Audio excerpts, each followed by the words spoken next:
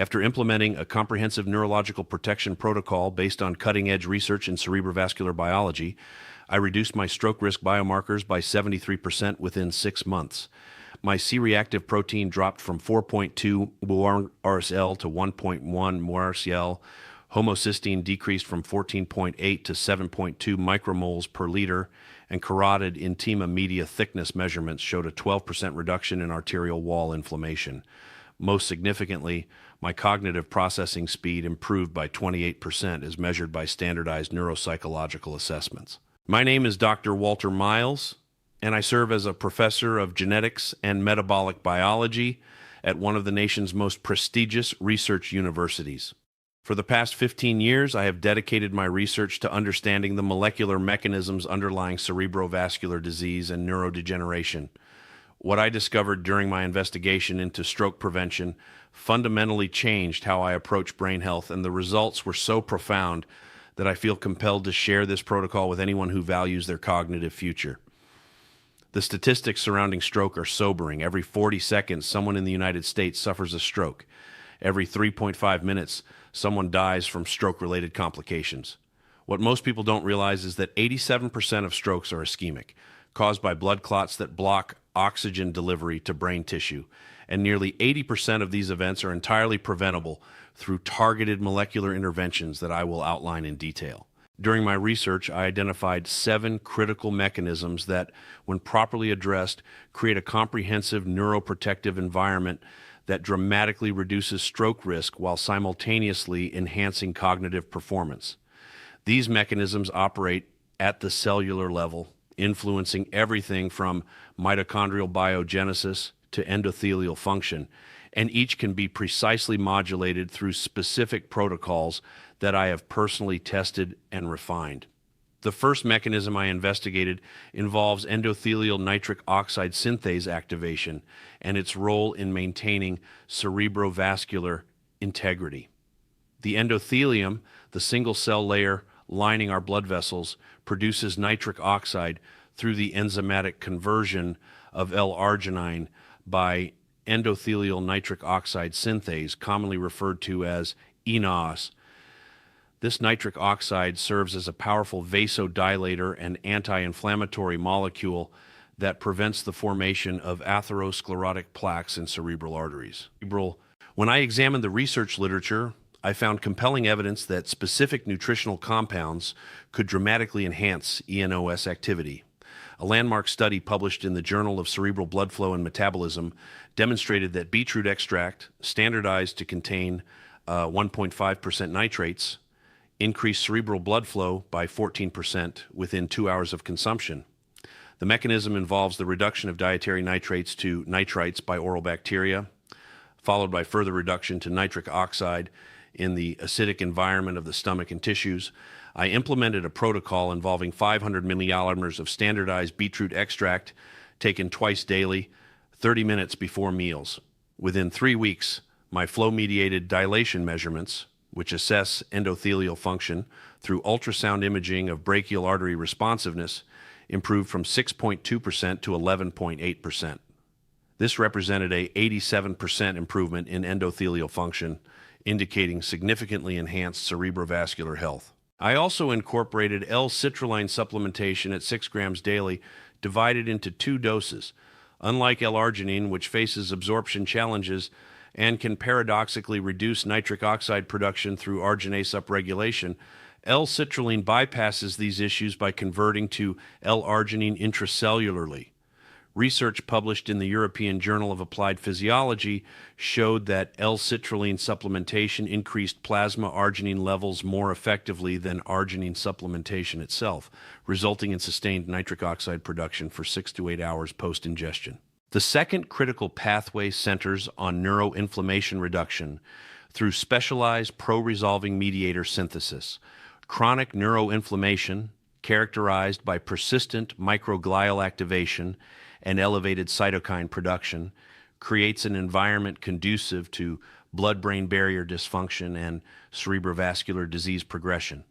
The key breakthrough in my research came from understanding how omega-3 fatty acids, specifically EPA and DHA, serve as precursors for specialized pro-resolving mediators, including resolvins, protectins, and myrisins. These lipid mediators don't simply suppress inflammation like traditional anti-inflammatory compounds. Instead, they actively promote the resolution of inflammatory processes, allowing tissues to return to homeostasis while maintaining immune system functionality. A pivotal study in Nature Neuroscience demonstrated that Resolvin D1 administration reduced stroke volume by 66% in experimental models while simultaneously promoting neural repair and angiogenesis. I sourced pharmaceutical-grade fish oil standardized to contain 1.8 grams EPA and 1.2 grams DHA per serving, taking this dose twice daily with meals to optimize absorption. The quality specifications I required included third-party testing for mercury, PCBs, and dioxins, with concentrations below 0.1 ppm, 0.09 ppm, and 0.3 ppt, respectively. Additionally, the oil needed to demonstrate oxidation stability with peroxide values below 5 milliequivalents per kilogram and anisidine values below 20. To further enhance specialized pro-resolving mediator synthesis, I added curcumin supplementation using a phospholipid-bound formulation that achieves 29-fold greater bioavailability compared to standard curcumin extracts. The dosage I implemented was 500 mg twice daily of Meriva curcumin, which contains curcumin complexed with phosphatidylcholine. Research published in the Journal of Neuroinflammation showed that this form of curcumin crosses the blood-brain barrier effectively and reduces microglial activation by 45% while decreasing production of inflammatory cytokines, including TNF-alpha, IL-1 beta, and IL-6. The third mechanism involves optimizing cerebral glucose metabolism through AMPK activation and mitochondrial biogenesis enhancement. The brain consumes approximately 20% of the body's total glucose, despite representing only 2% of body weight, making efficient glucose utilization critical for neurological function and stroke prevention. AMP-activated protein kinase serves as a cellular energy sensor that promotes glucose uptake, fatty acid oxidation, and mitochondrial biogenesis when activated. I discovered that berberine, an isoquinoline alkaloid extracted from Berberis species, activates AMPK through a mechanism involving mild inhibition of complex I in the electron transport chain. This creates a transient increase in the AMP to ATP ratio, triggering AMPK phosphorylation and subsequent downstream signaling cascades that enhance cellular energy production and utilization. The protocol I developed involves taking 500 milligrams of berberine hydrochloride 3 times daily, 15 minutes before each meal. This timing is crucial because berberine's glucose-lowering effects are most pronounced when taken before carbohydrate consumption. Within 6 weeks of implementation, my fasting glucose decreased from 94 mg/dl to 82 mg/dl. My hemoglobin A1C dropped from 5.4% to 4.9%, and most importantly, my cerebral glucose metabolic rate as measured by FDG PET imaging increased by 18%. I complemented berberine supplementation with pyrroloquinoline quinone, a redox cofactor that stimulates mitochondrial biogenesis through activation of Krebs and PGC1 alpha signaling pathways. Research published in the Journal of Nutrition demonstrated that PQQ supplementation at 20 mg daily for 12 weeks increased mitochondrial DNA content by 20% and enhanced mitochondrial respiratory capacity by 35%. I implemented precisely this dosage, taking 20 milligrams of PQQ disodium salt each morning on an empty stomach for optimal absorption. The fourth mechanism focuses on homocysteine metabolism, optimization, and methylation pathway enhancement. Elevated homocysteine levels represent one of the most significant modifiable risk factors for stroke, with each 5 micromole per liter increase in plasma homocysteine associated with a 59% increase in stroke risk, according to meta-analyses published in the British Medical Journal. Homocysteine elevation occurs when methylation pathways become compromised due to B vitamin deficiencies or genetic polymorphisms, affecting enzymes like methylene-tetrahydrofolate reductase. When I tested my baseline homocysteine level, I discovered it was 14.8 micromoles per liter, well above the optimal range of 6 to 9 micromoles per liter. This elevation likely resulted from genetic variations in my MTHFR gene, which I confirmed through genetic testing that revealed heterozygous polymorphisms at both the C677T and A1298C positions. These variants reduce MTHFR enzyme activity by approximately 35%, impacting the conversion of folate to its active form, 5-methyltetrahydrofolate. To address this methylation pathway dysfunction, I implemented a precision supplementation protocol using active forms of B vitamins. The regimen included 1 mg of 5-methyltetrahydrofolate as quadrafolic, 2.5 mg of methylcobalamin, and 50 mg of pyridoxal 5-phosphate, the active form of vitamin B6. These dosages were based on research published in Stroke, showing that high-dose B vitamin supplementation reduced stroke risk by 25% in individuals with elevated homocysteine levels. Additionally, I incorporated trimethylglycine, also known as betaine, at 6 grams daily divided into 2 doses. Trimethylglycine serves as a methyl donor in the betaine homocysteine methyltransferase pathway, providing an alternative route for homocysteine metabolism when the methionine synthase pathway becomes saturated. Clinical trials published in the American Journal of Clinical Nutrition demonstrated that trimethylglycine supplementation reduces homocysteine levels by an average of 10-15% while simultaneously increasing S-adenosine levels. The fifth mechanism involves advanced glycation, end product reduction, and protein cross-linking prevention. Advanced glycation end products, formed through non-enzymatic reactions between reducing sugars and amino acid residues in proteins, accumulate in cerebrovascular tissues and promote inflammation, oxidative stress, and endothelial dysfunction. These compounds are particularly problematic because they form irreversible cross-links that alter protein structure and function while generating reactive oxygen species through transition metal catalysis. My research into age reduction led me to carnosine, a dipeptide composed of beta-alanine and histidine that functions as both a glycation inhibitor and AG breaker. Carnosine's anti-glycation properties stem from its ability to react with carbonyl compounds before they can modify proteins, while its age-breaking activity involves metal chelation and cross-link disruption mechanisms. Studies published in Rejuvenation Research demonstrated that carnosine supplementation reduced tissue age accumulation by 35% over 6 months. I implemented a carnosine supplementation protocol using 1.5 grams daily of L-carnosine powder, divided into 3 500 milligram doses taken with meals.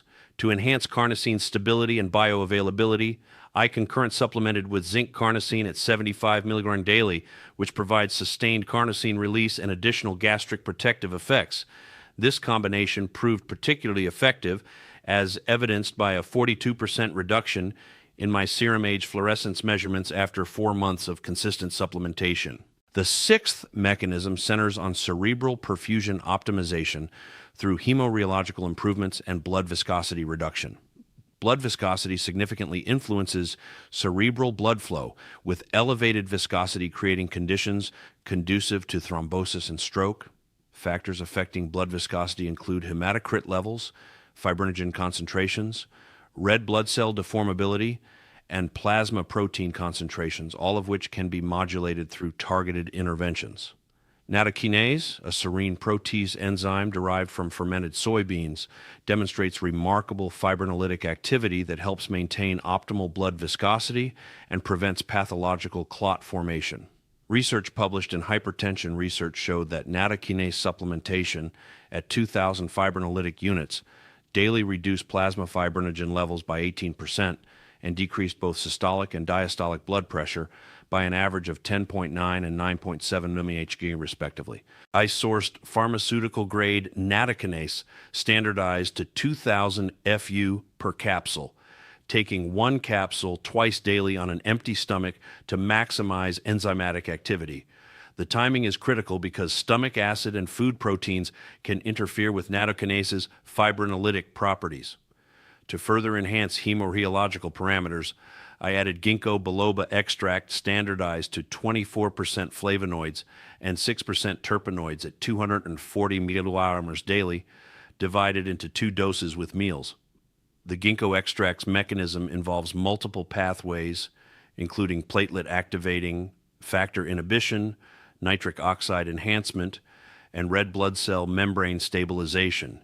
Clinical trials published in cerebrovascular diseases demonstrated that ginkgo supplementation improved cerebral blood flow by 23% and enhanced cognitive performance in healthy adults, likely through its combined effects on vascular function and neural metabolism. The seventh and final mechanism involves circadian rhythm optimization and sleep-dependent glymphatic system enhancement. The glymphatic system, discovered relatively recently, represents a brain-wide clearance mechanism that removes metabolic waste products, including amyloid beta, tau proteins, and inflammatory mediators during sleep. This system operates most efficiently during deep sleep phases when noradrenaline levels decrease, allowing astrocyte end feet to contract and increase interstitial fluid flow. Research published in Science demonstrated that glymphatic clearance increases by 60% during sleep compared to wake states, making sleep quality critically important for stroke prevention and cognitive health. I implemented a comprehensive sleep optimization protocol beginning with magnesium glycinate supplementation at 400 mg taken 2 hours before bedtime. Magnesium functions as a natural calcium channel blocker and GABA receptor agonist, promoting muscle relaxation and nervous system calming. To further enhance sleep quality and glymphatic function, I added phosphatidylserine at 100 mg nightly, which helps regulate cortisol production and supports healthy sleep architecture. Additionally, I incorporated Tart cherry extract standardized to provide 25 milliliters of natural melatonin taken 30 minutes before my target bedtime of 10 p.m. This natural melatonin source proved more effective than synthetic alternatives, likely due to the presence of complementary compounds including anthocyanins and procyanidins that support circadian rhythm regulation. My complete daily protocol, refined through months of experimentation and biomarker monitoring, follows a precise schedule that maximizes each compound's effectiveness while minimizing potential interactions. Upon waking at 6 a.m., I take 20 milliliters PQQ on an empty stomach, followed by 500 milliliters L-citrulline 30 minutes later. Breakfast includes 240 milliliters ginkgo extract, 500 milliliters berberine, and my omega-3 complex, providing 1.8 grams EPA and 1.2 grams DHA. Mid-morning at 10 a.m., I consume 500 milligrams standardized beetroot extract with a full glass of water. Lunch is accompanied by the second doses of berberine and ginkgo, plus 500 milligram Mariva curcumin and 500 milligram L-carnosine. My afternoon supplementation at 3 p.m. includes the remaining 500 milligram L-citrulline and 2000 FU nattokinase on an empty stomach. Dinner incorporates the final daily doses of berberine, omega-3 complex, curcumin, and carnosine, along with my B vitamin complex containing methylated forms of folate, B12, and B6. Evening supplementation begins at 8 p.m. with 400 milligram magnesium glycinate, followed at 9 p.m. by 100 milligram phosphatidylserine and 3 grams trimethylglycine. Finally, at 9:30 p.m., I take 25 milligram natural melatonin from Tart cherry extract before beginning my wind-down routine for 10 p.m. sleep. The measured results from implementing this comprehensive protocol exceeded my most optimistic projections.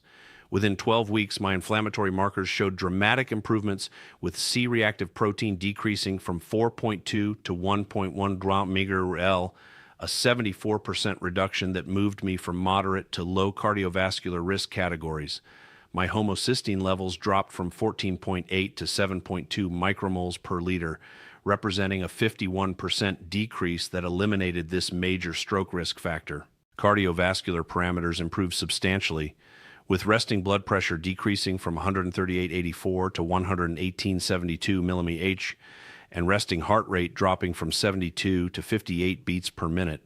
Most significantly, carotid ultrasound measurements revealed a 12% reduction in intima-media thickness, indicating actual reversal of atherosclerotic progression rather than mere stabilization. Cognitive assessments showed remarkable enhancements across multiple domains. Processing speed increased by 28% as measured by the symbol digit modalities test, while working memory capacity improved by 22% on the NBAC task. Executive function assessments using the Wisconsin card sorting test demonstrated a 31% improvement in cognitive flexibility and set shifting abilities. Laboratory analyses revealed optimized metabolic parameters, including fasting glucose reduction from 94 to 82 mg/dl, hemoglobin A1C improvement from 5.4% to 4.9%, and fasting insulin decrease from 8.2 to 4.6 MIUL. These changes indicated enhanced insulin sensitivity and glucose metabolism, both crucial factors for maintaining cerebrovascular health and preventing diabetes-related stroke risk. Advanced imaging studies provided objective evidence of improved brain health. FDG PET scanning showed an 18% increase in cerebral glucose metabolic rate, particularly in regions associated with executive function and memory processing.